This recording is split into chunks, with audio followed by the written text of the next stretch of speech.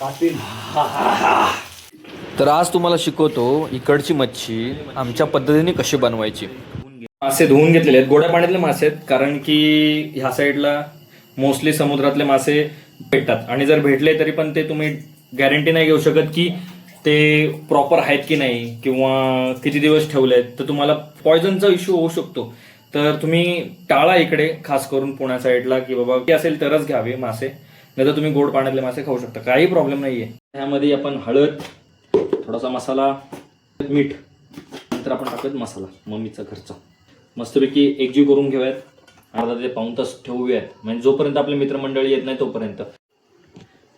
तर आता आपण गॅस चालू केलेला आहे, गॅस आपला कमी आहे, तर तेल टाकून आपण त्यात लसूण टाकलेले आहे. आता आपला मम्मीचा मसाला आहे आणि हे मासे आहेत आपले, ते एकजीव करून घेऊ मसाल्यामध्ये. तर आता हा आपला मासा आहे, हा आता आपण आता इकडे ठेवूयात.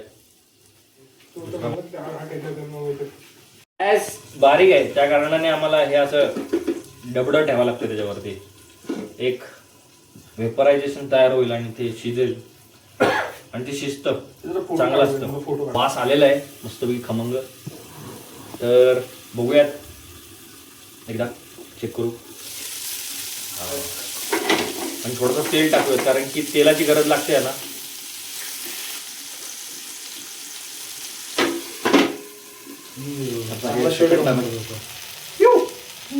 काय तू वास सुटला, काय तू घमघमाट कातील. मच्छी आणि इथे कांदा. तर आता आम्ही टेस्ट घेऊत आहोत, तुम्ही पण ट्राय करा.